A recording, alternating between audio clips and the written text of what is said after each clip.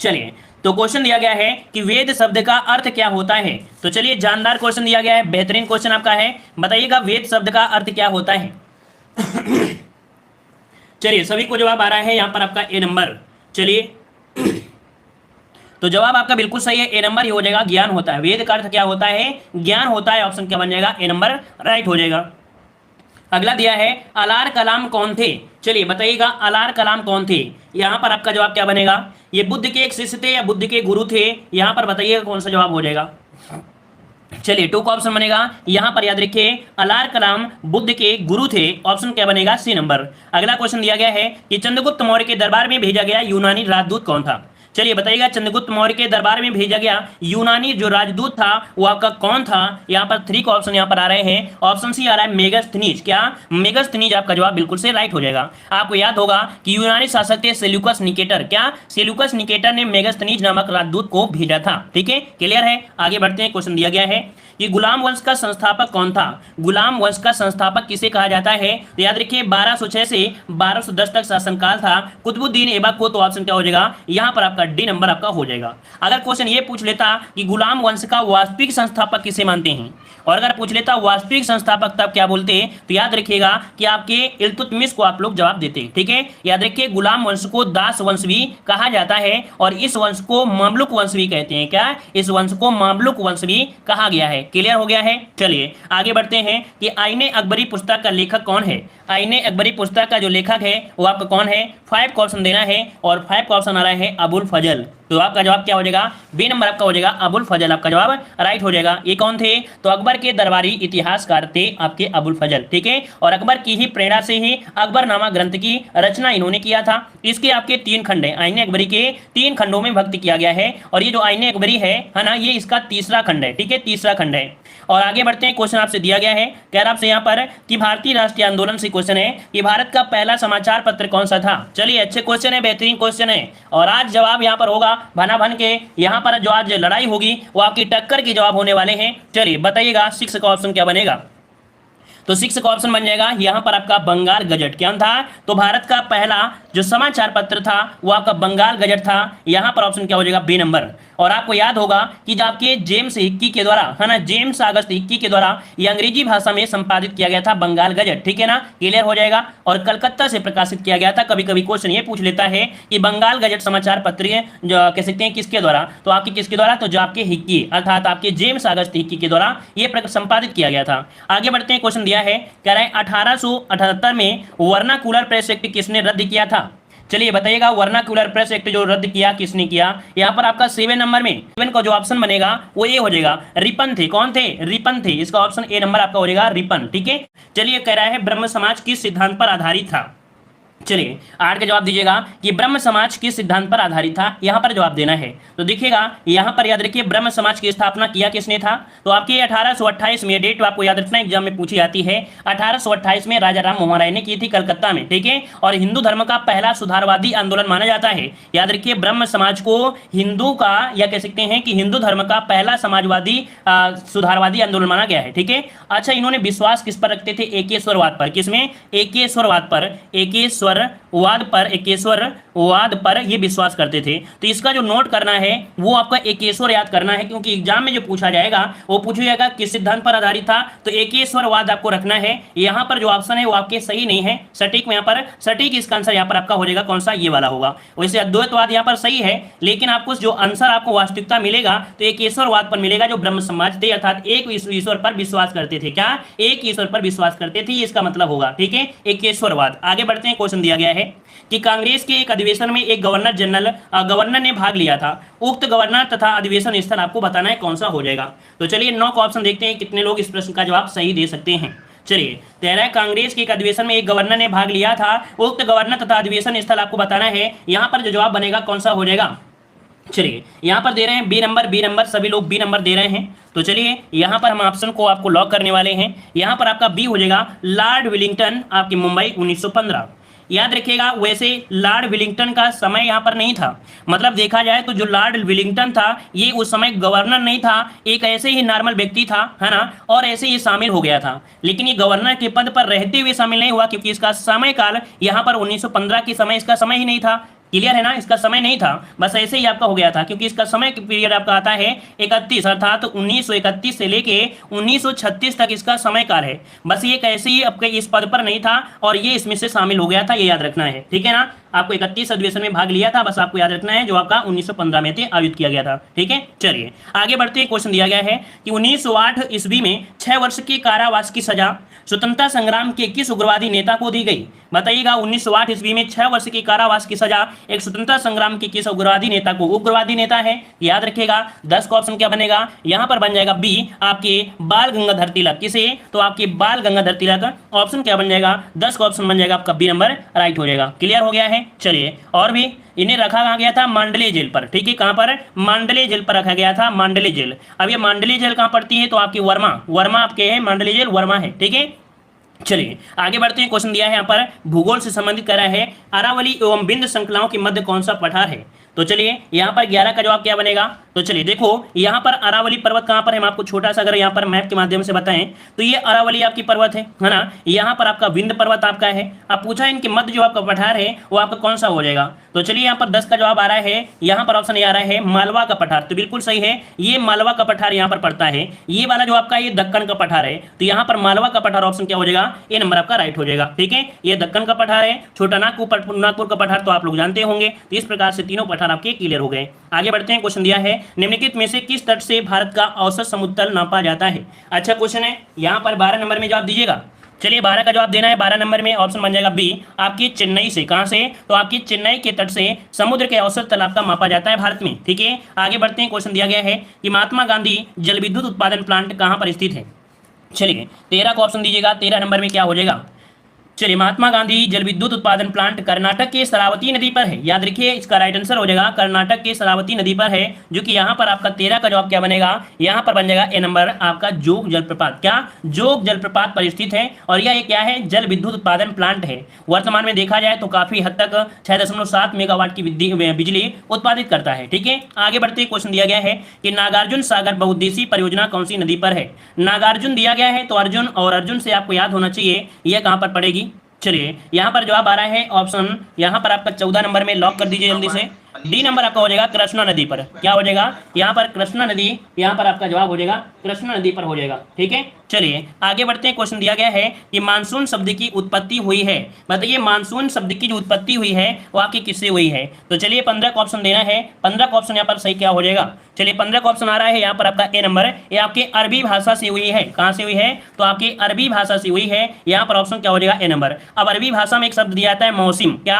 अरबी भाषा में शब्द होता है मौसिम, मौसिम, ये शब्द आपका होता है, इससे आपकी हुई है, मतलब होता है ऋतु या कह सकते हैं मौसम, ठीक है। चलिए आगे बढ़ते हैं। क्वेश्चन आपसे दिया गया है कि मानसून आपका हो ही गया है। अगला क्वेश्चन है कि 12वीं पंचवर्षीय योजना की अवधि क्या थी? 12वीं पंचवर्षीय योजना की जो अवधि थी वो आपकी क्या थी? तो देखो 12वीं पंचवर्षीय योजना 12 से, अर्थात कह सकते हैं कि यहाँ पर ऑप्शन सी आपका जवाब आ रहा है 2012 से लेके 2017 तक आपका जवाब राइट हो जाएगा, ठीक है।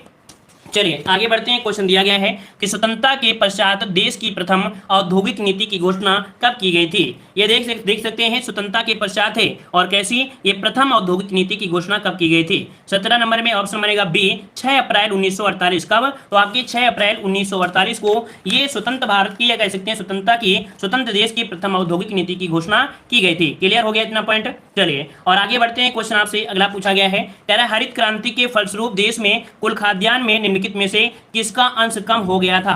तो देखिए यहाँ पर पूछा है कम, और कम की अगर हम बात करते हैं, कम की बात करते हैं तो आपके दलहन अर्थात जो मोटा अनाज था ये कम हो गया था, क्योंकि पहले के जो लोग होते थे, पहले के जो लोग हुआ करते थे वो मोटे अनाज पर ज़्यादा खावा पी करते थे। लेकिन फिर जब गेहूं चावल इतना ज़्यादा हो गया तो ऑलरेडी जो मोटा अनाज था वो क्या हो गया? कम हो गया, ठीक है। आगे बढ़ते हैं। श्वेत क्रांति किससे संबंधित है? चलिए यहाँ पर जवाब देना है। 9 का जवाब क्या बनेगा? तो यहाँ पर 19 नंबर में ऑप्शन आ रहा है यहाँ पर आपका डी नंबर। देखो श्वेत क्रांति आपके दुग्ध उत्पादन से संबंधित है। किससे? तो आपके दुग्ध उत्पादन से संबंधित है। यहाँ पर जो ऑप्शन बनेगा वो आपका बन जाएगा आपका डी नंबर, ठीक है। हाँ, एक होता है ऑपरेशन फ्लड, कभी कभी एक नाम आ जाता है ऑपरेशन फ्लड। तो ऑपरेशन फ्लड या दुग्ध क्रांति आपकी एक ही है, एक ही नाम से आपका हो जाएगा। डॉक्टर वर्गीज कुरियन जो आपके हैं इनके यहाँ पर माने जाते हैं, ठीक है। चलिए आगे बढ़ते हैं। क्वेश्चन दिया गया है कि 1 जनवरी 1995 को किस संगठन की स्थापना की गई? चलिए 1 जनवरी 1995 को किस संगठन की स्थापना की गई थी, यहां पर जवाब देना है। और काफी लोग यहां पर जवाब दे रहे हैं WTO अर्थात विश्व व्यापार संगठन। विश्व व्यापार कहां पर है, ऑप्शन बी दिया गया है कि विश्व व्यापार संगठन की स्थापना 1 जनवरी 1995 में की गई थी। तो इसको नोट करिए, अच्छा क्वेश्चन है, IMP क्वेश्चन है। और एकमात्र वैश्विक अंतर्राष्ट्रीय संगठन है जो कि राष्ट्रों के बीच व्यापार के मुद्दों को निपटाता है। ठीक है, मुख्यालय कहां पर है, तो मुख्यालय है आपका जिनेवा में है। कहां पर है, तो आपकी जिनेवा में इसका मुख्यालय है। क्लियर हो गया इतना पॉइंट। चलिए आगे बढ़ते हैं। क्वेश्चन दिया गया है भारतीय संविधान से कह रहा है कि भारत में उच्चतम न्यायालय का उद्घाटन किस दिन हुआ था। चलिए लैंग्वेज को समझिएगा, ठीक है, लैंग्वेज को समझिएगा। कह रहा है उद्घाटन कब हुआ था, तो देखो इसकी स्थापना 124 आर्टिकल के तहत की गई थी 28 जनवरी 1950 को। यहां पर ऑप्शन क्या बनेगा, यहां पर आपका सी हो जाएगा 28 जनवरी 1950 को इसका क्या हुआ था, उद्घाटन हुआ था। ठीक है, आगे बढ़ते हैं। क्वेश्चन दिया गया है कि निम्न में से किसकी नियुक्ति राज्यपाल द्वारा नहीं की जा सकती है। तो चलिए यहां पर मुख्यमंत्री दिया है, सदस्य लोक सेवा आयोग है। वैसे अगर शुद्ध भाषा में ये बोल देते कि राज्य लोक सेवा आयोग, तो हम लोग कहीं ज्यादा फोकस कर लेते, कोई दिक्कत नहीं है।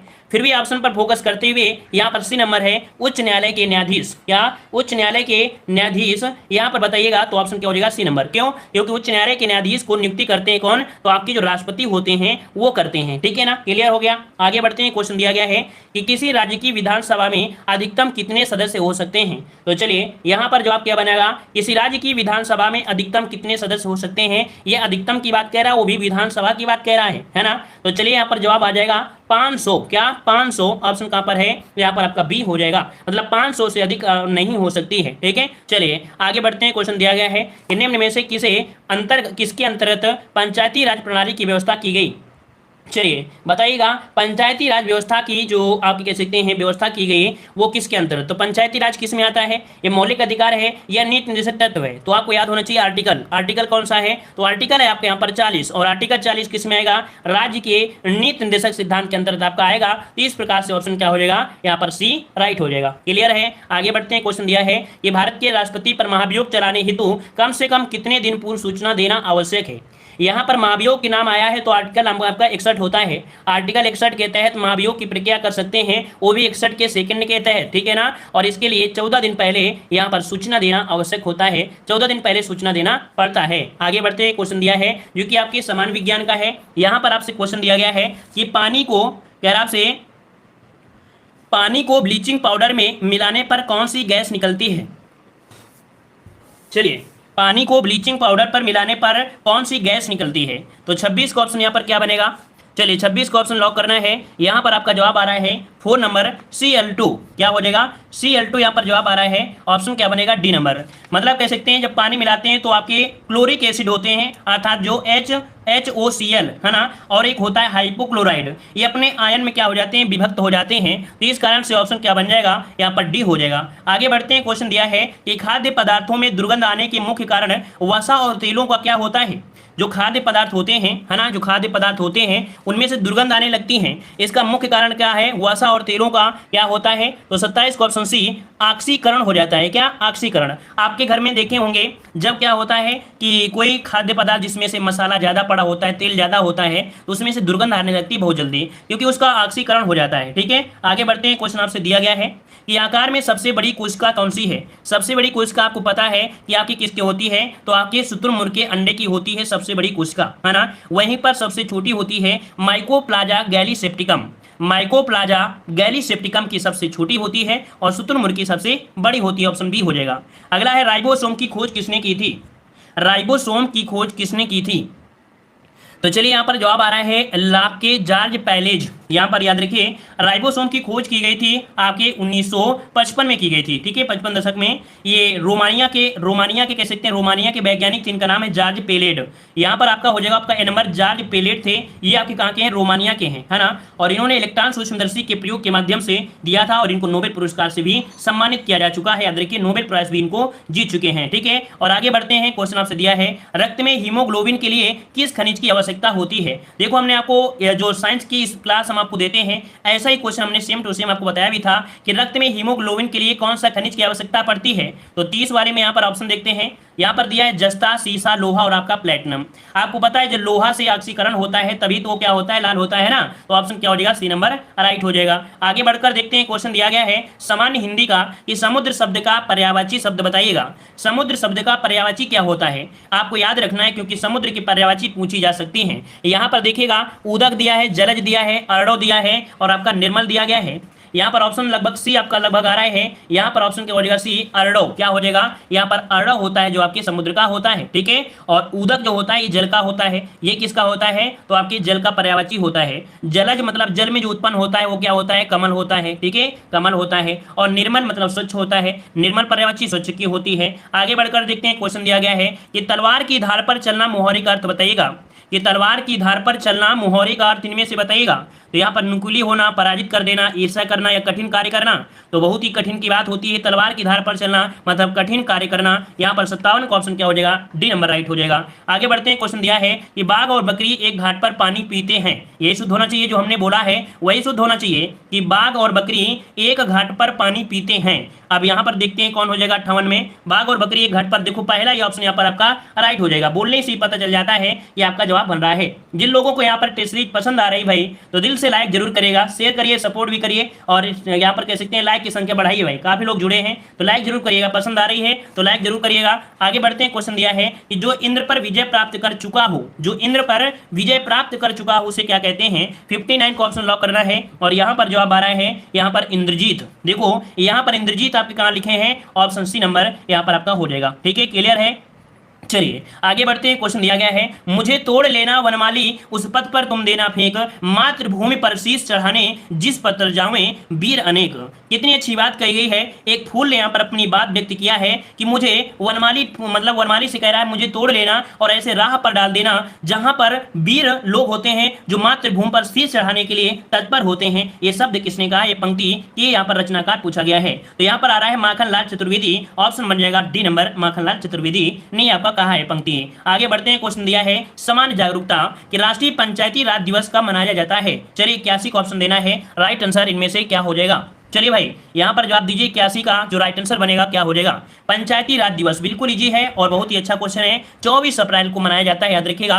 डॉक्टर मनमोहन सिंह ने 2010 में, कब 2010 में इस दिन की घोषणा किया था, ठीक है। और याद रखिए यहाँ पर 30 जनवरी को क्या बनाते हैं, तो 30 जनवरी को शहीद दिवस मनाते हैं जो कि राष्ट्रपिता महात्मा गांधी की पुण्यतिथि है ना, क्लियर है ना। चलिए तो यहाँ पर हम लोग 3 दिसंबर को ही क्यों छोड़ दें, क्योंकि 3 दिसंबर को प्रतिवर्ष मनाते हैं दिव्यांग अर्थात विकलांग दिवस मनाया जाता है, ठीक है। अच्छा जब ये हुआ है तो 29 अगस्त को भी यहाँ पर देख लेते हैं, क्योंकि 29 अगस्त को खेल के क्षेत्र में या कह सकते हैं जो खेल दिवस होता है, खेल दिवस मनाते हैं 29 अगस्त को और मेजर ध्यानचंद की जयंती के रूप में मनाते हैं। और इसी दिन आपके जो पुरस्कार होते हैं वो आपके बांटे जाते हैं, क्लियर हो गया। आगे बढ़कर देखते हैं कैसी आपकी क्वेश्चन है यार, विश्व की सबसे लंबी नदी कौन सी है।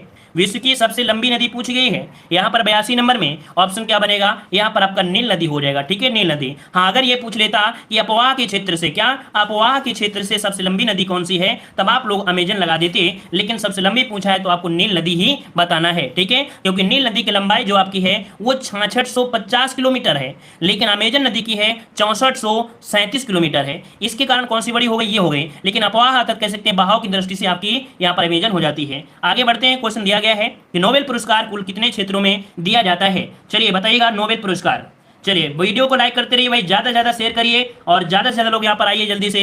चलिए नोबेल पुरस्कार कुल कितने क्षेत्रों में, तो यहाँ पर ऑप्शन हो जाएगा ए नंबर, आपके 6 क्षेत्रों में दिया जाता है। याद रखने की सिंपल तरीका है कि यहाँ पर आपका 9 बाल और 9 बाल में मारेंगे तो सीधा प्लेयर क्या मारता है, छक्का मार देता है। तो ऑप्शन क्या हो जाएगा 83 में, यहाँ पर आपका ए नंबर राइट हो जाएगा, क्लियर है। चलिए आगे बढ़ते हैं। अच्छा क्षेत्र कौन होते हैं, तो सबसे बात है आपकी रसायन क्षेत्र होता है, चिकित्सा होता है, भौतिक हो गया, शांति हो गया, साहित्य और अर्थशास्त्र हो गया। और अर्थशास्त्र की जो मतलब देना शुरू हुआ था वो आपके 1969 से अर्थशास्त्र क्षेत्र के लिए दिया जाना शुरू किया गया था। आगे बढ़ते हैं, क्वेश्चन दिया है संविधान की व्याख्या कौन करता है। संविधान की व्याख्या जो करता है कौन करता है, चलिए सर्वोच्च न्यायालय, बिल्कुल सही है। यहाँ पर जो आपकी न्यायपालिका है, न्यायपालिका में आती है कौन, सुप्रीम कोर्ट। तो न्यायपालिका करती है अर्थात न्यायपालिका ही संविधान की व्याख्या करने का यहाँ पर आपका हो जाएगा, ठीक है, क्लियर है। चलिए फिर आगे बढ़ते हैं। क्वेश्चन दिया है कि दसबोध नामक ग्रंथ की रचना किसने की थी। दसबोध ग्रंथ आपका दिया है और इस ग्रंथ की जो रचना किया है वो किसने किया है। तो चलिए यहाँ पर आपका जवाब आ रहा है, ये मराठी संत थे, नाम है आपके समर्थ रामदास। यहाँ पर ऑप्शन हो जाएगा सी नंबर, समर्थ रामदास ने इसकी रचना की थी, 17वीं शताब्दी में किया था। एक ऐसा है, यह मराठी संत साहित्य का प्रमुख ग्रंथ है। ठीक है, चलिए फिर आगे बढ़ते हैं। ये दक्षिण भारत का मैनचेस्टर किसे कहते हैं? दक्षिण भारत का मैनचेस्टर किसे कहते हैं? लॉक करिए जल्दी से, सही आंसर क्या हो जाएगा? कोयम्बटूर जवाब आ रहा है यहाँ पर, बिल्कुल सही जवाब है कोयम्बटूर। ये दक्षिण भारत की किस वर्ष स्वामी विवेकानंद ने विश्व धर्म सम्मेलन में भाग लिया था? बेहतरीन क्वेश्चन है, लल्लन टॉप क्वेश्चन है, याद रखिएगा। ठीक है, तो चलिए यहाँ पर 87 नंबर में जवाब हो जाएगा आपके 1893 में। ऑप्शन यहाँ पर ये नंबर राइट हो जाएगा, 1893 में आपका जवाब हो जाएगा। और यह सम्मेलन कहाँ हुआ था? शिकागो शहर में। कहाँ पर हुआ था? तो आपकी शिकागो शहर में हुआ था, शिकागो शहर में यह आयोजित किया गया था। और इस सम्मेलन में स्वामी विवेकानंद ने सनातन धर्म का प्रतिष्ठित किया था। किस धर्म का? सनातन धर्म का। सनातन धर्म का इन्होंने कह सकते हैं हिंदी भाषा में इन्होंने बोला था सनातन धर्म के बारे में। ठीक है, आगे बढ़ते हैं। क्वेश्चन दिया है, माले किस देश की राजधानी है? आप सभी को पता है कि माले जो राजधानी है वो मालदीव की है। मालदीव की आपकी राजधानी है माले है, याद रखिएगा। मोरक्को की राजधानी अगर पूछे, मोरक्को की राजधानी पूछे तो रबात बताइएगा। क्या? रबात बताना है, रबात। और वहीं पर अगर पूछे केन्या की राजधानी, तो केन्या की राजधानी नैरोबी है। क्या? नैरोबी। वैसे देखा जाए बहुत राजधानी रटोगे तो रट नहीं पाओगे, लेकिन अगर हम आपको मॉडल पेपर में या प्रैक्टिस सेट में जो भी मिल जाती हैं बता देते हैं तो समझो उतना ही पढ़ लीजिएगा। मॉरिशस की राजधानी तो आपका पोर्ट लुइस। क्या? पोर्ट लुइस आपकी है, ये आपकी कहाँ की है? मॉरिशस की है। ठीक है, बन गया। आगे बढ़ते हैं। क्वेश्चन दिया गया है कि ग्लोबल फुटप्रिंट नेटवर्क का मुख्यालय कहां पर है? चलिए, ग्लोबल फुटप्रिंट नेटवर्क का मुख्यालय है, ये कहां पर है? 89 नंबर में। यहां पर आपका मुख्यालय है आपकी कैलिफोर्निया में। कैलिफोर्निया कहां पड़ता है? तो आपकी अमेरिका में पड़ता है, अमेरिका का एक शहर है, याद रखिएगा। ग्लोबल फुटप्रिंट की स्थापना कब हुई थी? तो 2003 में इसकी स्थापना की गई थी। ये क्या है? एक स्वतंत्र थिंक टैंक है। जैसे आपके भारत में योजना आयोग को खत्म करके नीति आयोग आ गया, जो कि एक थिंक टैंक की तरह कार्य करता है, वैसे आपका यहाँ पर ये है। और आगे बढ़ते हैं। क्वेश्चन दिया है कि हरियाणा से संबंधित लोक नृत्य नहीं है। हरियाणा से संबंधित लोक नृत्य नहीं है, तो देखो यहाँ पर दिया है तेरह ताली। क्या? तेरह ताली। तेरह ताली भाई लोक नृत्य हरियाणा का नहीं है, यह आपका है कहाँ का? तो हमने आपको पढ़ाया था राजस्थान का प्रसिद्ध लोक नृत्य है, ये है राजस्थान का, याद रखिए। राजस्थान का लोक नृत्य आपका तेरह ताली है। यहाँ पर आपका खोरिया, धमार और आपका झूमर।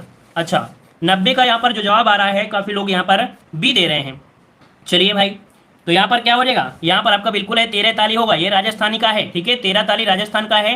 खोरिया, धमाल और झूमर ये कहाँ के हैं? हरियाणा के हैं। क्लियर है, ए नंबर आपका बनेगा। चलिए आगे बढ़ते हैं। क्वेश्चन दिया है जो कि अच्छा क्वेश्चन आपके सामने दिया गया है यार आपसे यहाँ पर कि हाल ही में किसे राष्ट्रीय तानसेन सम्मान से सम्मानित किया गया है?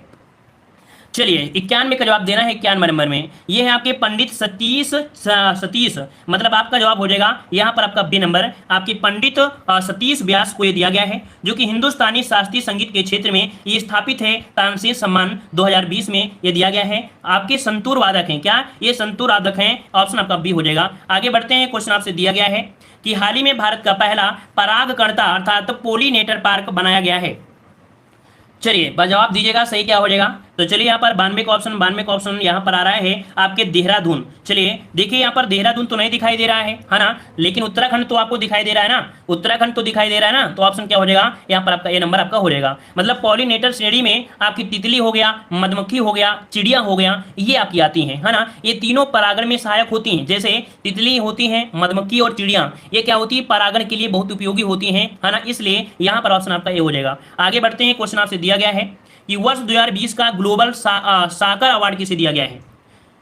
2020 का ग्लोबल साकर अवार्ड किसे दिया गया? चलिए यहाँ पर लॉक कर देते हैं 93 का ऑप्शन। यहाँ पर ऑप्शन सी हो जाएगा, रोनाल्डो ही आपका जवाब बिल्कुल से राइट है। ठीक है, रोनाल्डो आपका जवाब बिल्कुल से राइट हो जाएगा। ठीक है, आगे बढ़ते हैं। क्वेश्चन आपसे दिया है कि वर्ष 2020 में निम्नलिखित में से कौन सदी का बेस्ट फुटबॉल कोच चुना गया है? मतलब 2020 का सबसे बेस्ट फुटबॉल कोच जो चुना गया है वो किसे चुना गया है? तो चलिए यहाँ पर 94 नंबर में, और 94 में यहाँ पर आपका जवाब आ रहा है आपका ऑप्शन ए, ये है आपके पेप गार्डियोला। क्या है? तो आपके पेप गार्डियोला इनका नाम है। ठीक है, और कह सकते हैं कि इसकी घोषणा दुबई में की गई। क्या? तो ये इसकी जो घोषणा की गई वो दुबई में की गई। अगला क्वेश्चन आपसे दिया गया है कि हाल ही में किस भाषा की प्रतिष्ठित कवियत्री सुगाथा कुमारी का निधन हो गया है? ये क्या थी? तो ये कह सकते हैं एक भाषा थी और उस भाषा की सुप्रसिद्ध कवियत्री थी। 95 का ऑप्शन बनेगा ए नंबर, मलयालम की थी। ठीक है, मलयालम की कवियत्री सुगाथा कुमारी, इनका निधन हो चुका है। और आगे बढ़ते हैं। क्वेश्चन दिया गया है 96 नंबर, कह रहा है कि हाल ही में किस राज्य सरकार द्वारा